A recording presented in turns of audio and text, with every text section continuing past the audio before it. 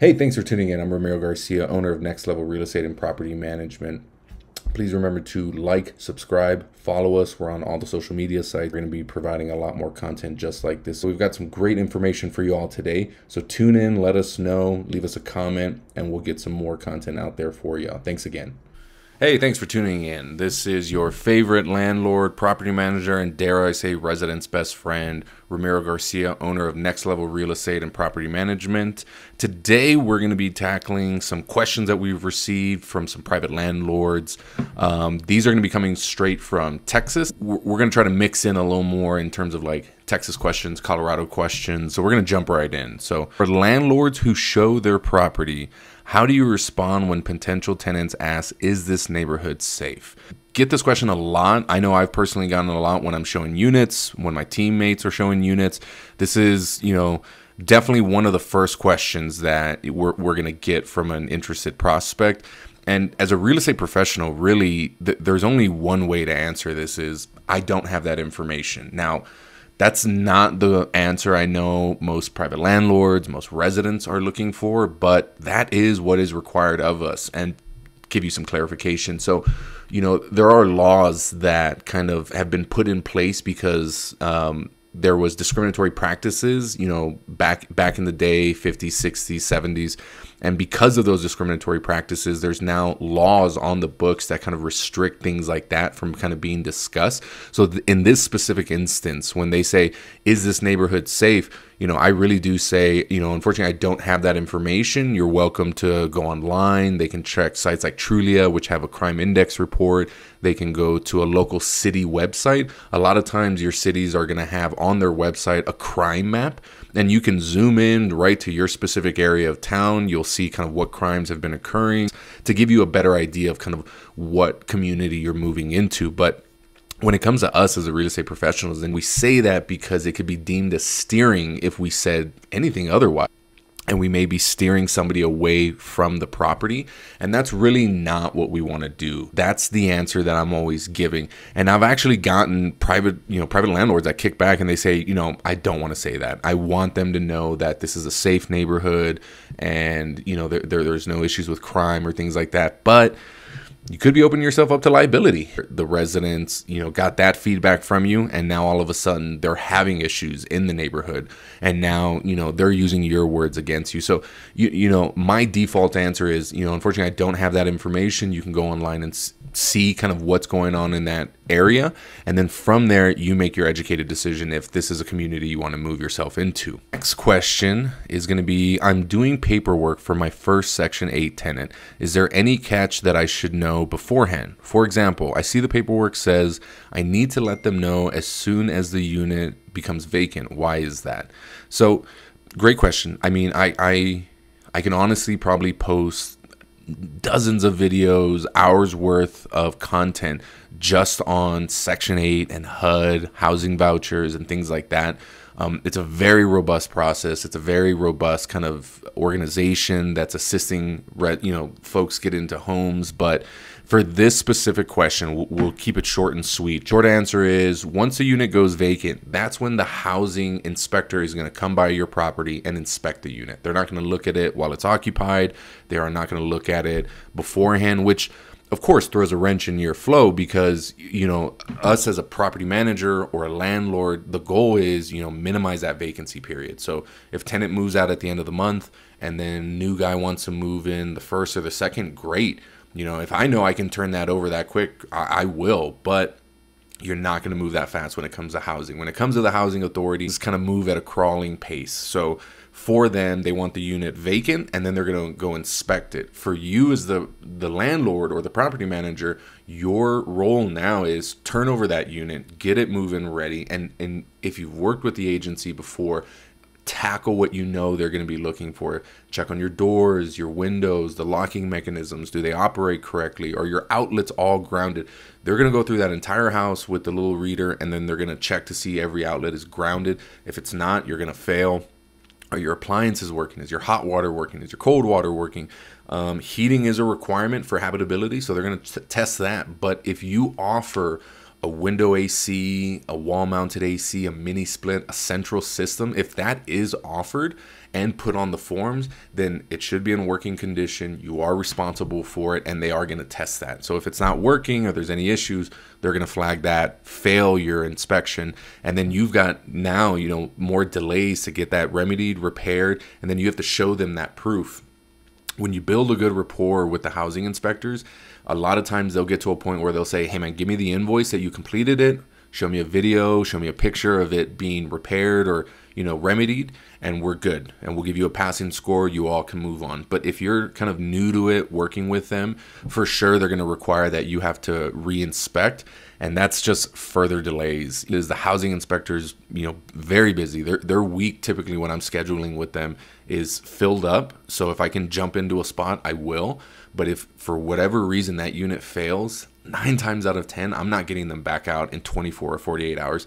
It's likely the following week that they're going to be able to schedule me to come back out. So, you know, if you're going to be going the Section 8 route, you certainly want to start building relationships and rapport with the agencies, the coordinators, the inspectors, to kind of like streamline these processes, to know what they're looking for, to know that, you know, once you've got them in there, you know, everything's taken care of. They're going to give me the pass. And 9 times out of 10, you can sign right there the lease with the new tenant. But until they get that pass, they're not going to let you sign. They're not going to sign a promissory note saying they're going to send you move-in funds or anything like that. So, you know, really it's to get the inspection done for this specific question. But again, I can go into like, you know, just hours worth of content on the Section 8 kind of approach, but that'd probably be some content for another time. So next question's a pretty robust one. So this one is, we have one property that we rent out. It's our first house,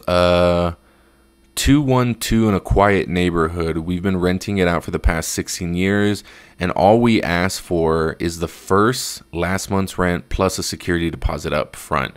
About $3,800 is what he's saying, and 12-month contract to move in. No applications required, and so far it's managed to prove effective at weeding out the riffraff. I get criticized for this, and understandably so. What are your thoughts? Not requiring an application, that's bold. That's real bold on him. I mean, I don't think I could ever keep business retained if I told a client I'm not collecting applications and I'm not screening anybody's backgrounds.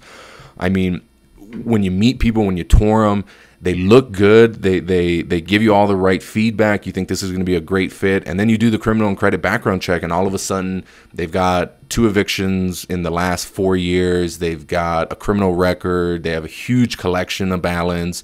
Their previous landlord said, oh gosh, no, don't rent to them. It's been a horrible experience. So, you know, I wouldn't be doing my job and I wouldn't be doing my due diligence if I told a client like, yeah, I didn't screen anybody. I just put a body in there. For this specific individual, it works. They've been doing it for 16 years and they've not required an application. Good on them. Specifically, I don't think that's worked. I can give you a real world example. We took over a single family home in South Denver. The owner had a family friend and their relative needed somewhere to stay, so he let them stay there in the unit. He didn't collect a security deposit. He didn't collect any contact information, no IDs, no social security numbers, anything. Well, after month 2, they stopped paying. And they kept giving him story after story. He kept kind of just playing that game with them. And 8 months later, he's now out 10 months worth of rent. They've completely cut off all communication with him. They're, from what he can see on the outside of the home, they're trashing the home, bad, extremely hostile via text message, leaving them threatening messages. It was just a horrible experience. So when he brought us on, we basically had to step in to organize this eviction and organize kind of getting them, you know, out of the property and getting possession back for him.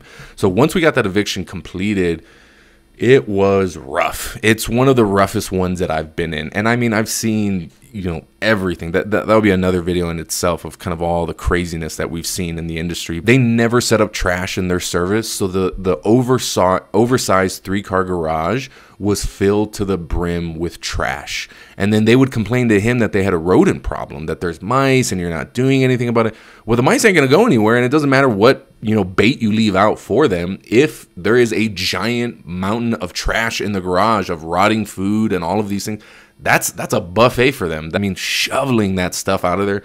mice were just pouring out of it. So it's just like, here's your issue. This is why you're dealing with those issues. And then aside from that, they trash the house. I mean, they really, because they knew they're getting evicted, they had no contact information. There's really no means for that owner to kind of hold them accountable. They trashed it. They literally ripped the sink out of the kitchen.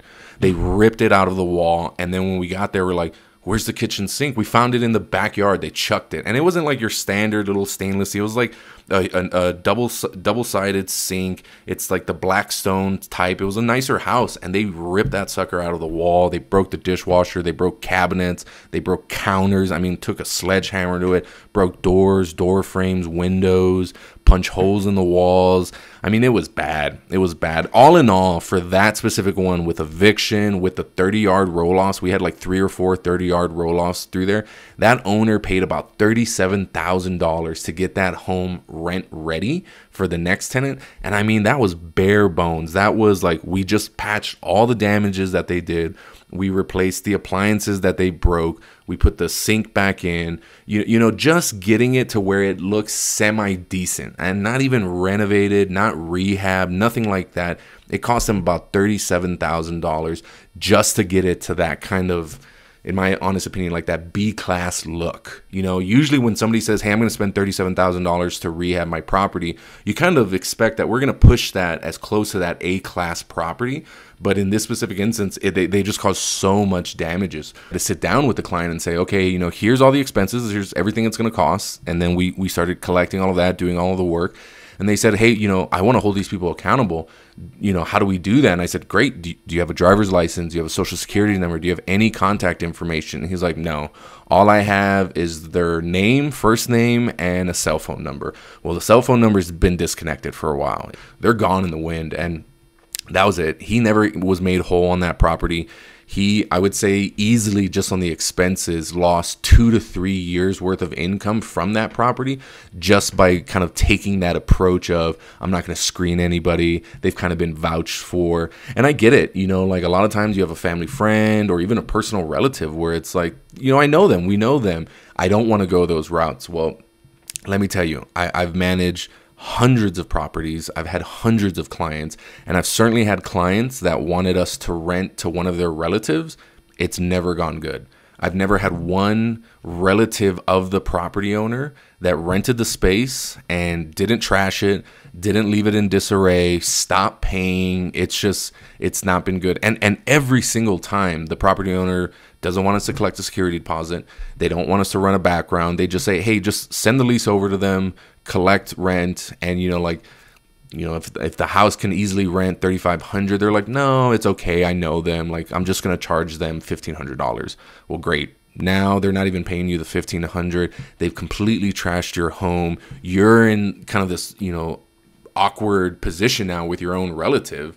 And, you know, now you got to come out of pocket to like pay all of this, and Christmas or Thanksgiving is going to be really awkward this year. So I can't advise any more against that.